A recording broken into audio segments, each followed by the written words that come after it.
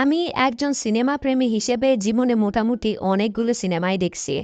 অনেক সিনেমা দেখে কেঁদেও সিনেমা দেখে আমার ভেতরটা আফসোসে ফেটে যাচ্ছিল। মনে হচ্ছিল পরিচালককে মেরে হলেও গল্পটার পরিবর্তন চাই।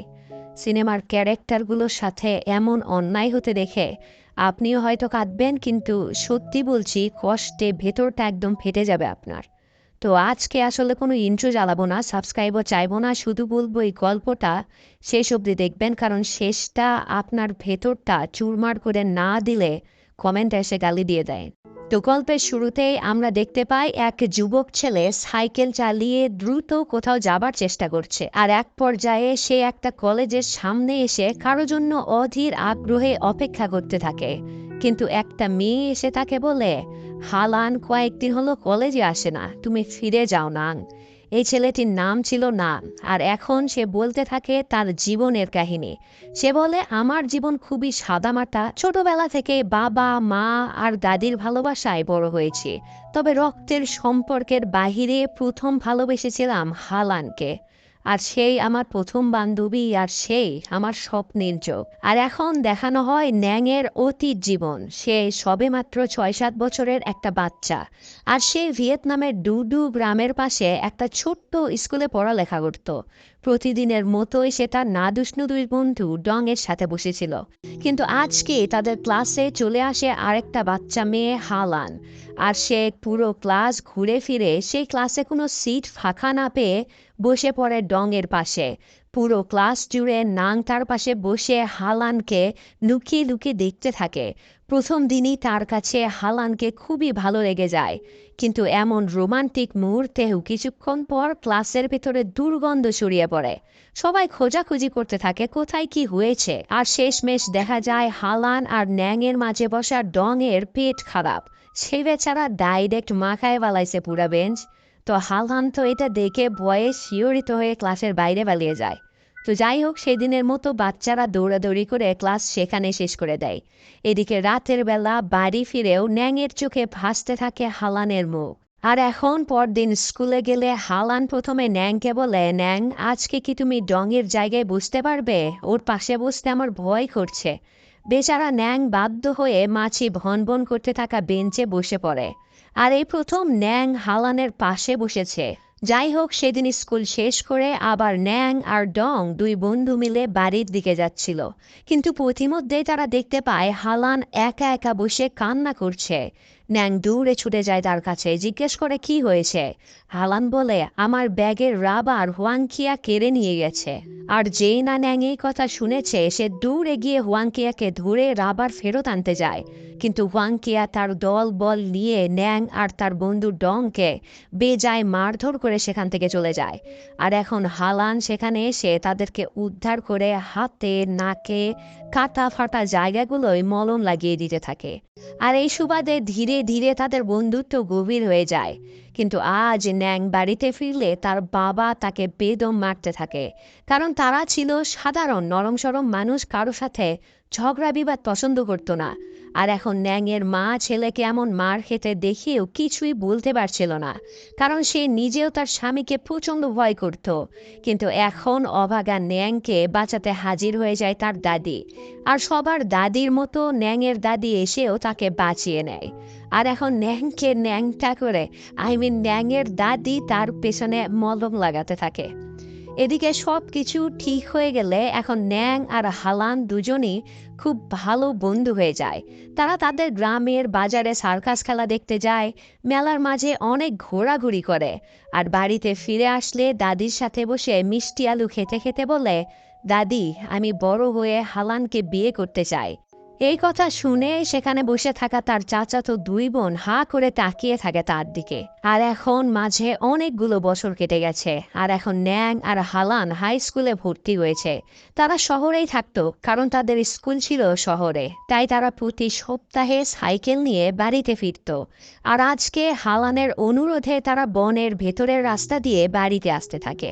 আর বনের রাস্তার মাঝে দাঁড়িয়ে ন্যাং হালানকে দেখে নিজের অজান্তে মনে মনে বলে, দেখতে দেখতে আমরা দুজনেই অনেক বড় হয়ে গিয়েছি। হালান এখন আর বাচ্চা নেই, সে নিজেও কিশোরী হয়ে গেছে। তার চুল, তার ঠোঁট আর তার সেই স্বপ্নীল দুটি চোখ প্রতিনিয়তই আমার খুবই ভালো লাগে। এখন বনের ভেতরে তারা গল্প-সল্প করে যে যার বাড়িতে ফিরে যায়। আর এখন এক বিকেলে ন্যাং তার ঘরে বসে একা একাই গিটার বাজাচ্ছিল। গানে সুর তুলছিল আর তখনই তার ঘরে চলে আসে হালান। ন্যাং অনেক অপ্রস্তুত হয়ে বলে, আরে হালান, কি খবর, কেমন আছো? হালান ধীরে ধীরে তার মিউজিকের বইটা দেখতে থাকে আর তাকে বলে, আমাকে একটা গান শোনাবে ন্যাং? বেশ লজ্জা পেলেও ন্যাং হালানকে অনেক শ্রুতিমধুর একটা গান শোনায়। আর এখন তারা আবার শহরে তাদের হাই স্কুলে ফিরে যাবার জন্য রওনা হয়। আর এখন আবার সেই বনের ভেতরে একটা পাহাড়ের উপরে বসে ন্যাং হালানকে তার নিজের লেখা গানগুলো শোনাতে থাকে। মন্ত্রমুগ্ধের মতো হয়ে শুনতে থাকে হালান। আর গান শোনা শেষ হলে হালান বলে, আমি আগামী সপ্তাহে শহরে চলে যাচ্ছি পুরো পরিবার সহ। ওখানেই একটা কলেজে ভর্তি হয়ে যাব। ন্যাং কিছুটা গরিব হওয়াতে সে আসলে শহরে যেতে পারছিল না, তাই সে হালানকে বলে, চিন্তা করো না, তুমি যাও, আমি তোমার পরের সেশনে ভর্তি হয়ে নেব। হালান তাকে বলে, তোমাকে ছাড়া শহরে খুব একা একা লাগবে ন্যাং। এসব কিছু বলে ন্যাংকে তার নিজের হাতে আঁকানো একটা পেইন্টিং উপহার দিয়ে চলে যায় সে শহরে। আর এখন দেখানো হয় 1 মাস পর আবার সে গ্রামে ফিরে এসেছে হালান। ন্যাং অবাক হয়ে বলতে থাকে, হালান এবার যেন শহরে গিয়ে একদম পরিবর্তন হয়ে গেছে। তার সাদামাটা সুন্দর পোশাক সব পরিবর্তন হয়ে গেছে। এখন তার আর গ্রামের কিছুই ভালো লাগে না। সেই দুদু বাজারের চুলের ক্লিপ, হাতের চুড়ি কিছুই আর হালানকে মুগ্ধ করতে পারে না। সে শুধু শহরে এর চেয়ে অনেক ভালো জিনিস পাওয়া যায় এসব কিছু বলে ন্যাংয়ের মনে দ্বিধার জন্ম দিয়ে যাচ্ছিল। আর এখন আবার বিদায় নেয় হালান। কিন্তু এখন কিছুদিন পর শহরে হাজির হয় ন্যাং নিজেও। সে এবার এসেছে তার মামার বাড়িতে। আর এখানে সে পরিচিত হয় তার মামাতো ভাই দিউংয়ের সাথে, যে কিনা ন্যাংয়ের চেয়ে অনেক উঁচা, লম্বা আর হ্যান্ডসামও বটে। আর এখন ঘরে এসে সবার আগে ন্যাং তার কাছে থাকা হালানের সেই পেইন্টিংটা তার ঘরে ঝুলিয়ে দেয়। যাই হোক, সেদিন রাতে ন্যাং ঠিকানা দেখে চলে যায় হালানের বাড়িতে। সে অনেক শখ করে হালানের জন্য গ্রাম থেকে ফড়িংওয়ালা চুলের ক্লিপ এনেছিল তাকে উপহার দেবে বলে। কিন্তু হালানের বাড়িতে এসে সে হালানকে আধুনিক মডার্ন সব ড্রেস আর জুয়েলারি পরিহিত দেখে নিজেই খুব অস্বস্তিতে পড়ে যায়। সে লজ্জায় না তো ঠিকমতো হালানের দিকে তাকাতে পারে, না তো এত শখের উপহার তাকে দিতে পারে। ন্যাং জলদি হালানের থেকে বিদায় নিয়ে চলে আসে। আর এখন পরদিন ন্যাং যায় হালানের স্কুলের সামনে, কাঠিতে গাঁথা একটা আমড়া ফল নিয়ে দাঁড়িয়ে থাকে সে। আর এখন হালান ন্যাংকে দেখে খুবই খুশি হয়ে যায়। সে ন্যাংয়ের সাইকেলের পেছনে বসে যেতে থাকে তার বাড়িতে। তাদের দুজনকে একসাথে দেখে খুবই ভালো লাগছিল আমার নিজেরই। আর এখন পরদিন হঠাৎই হালান ন্যাংয়ের বাড়িতে চলে আসে। আর তখন ন্যাং তার মামার ওষুধের দোকানে বসে বই পড়ছিল। আর তার মামাতো ভাই দিউম পাশে বসে গিটার বাজাচ্ছিল। হালান এখানে এসেছিল ন্যাংয়ের কাছে একটা বই ধার নিতে। কিন্তু হালানকে প্রথমবার তাদের বাড়িতে দেখে দিউম নিজেই খুবই খুশি হয়ে যায়। সে ন্যাংকে সরিয়ে দিয়ে নিজেই হালানকে ইমপ্রেস করতে থাকে। আর এসব কিছু দেখে ন্যাং যেন ভেতরে ভেতরে ধীরে ধীরে আহত হতে থাকে।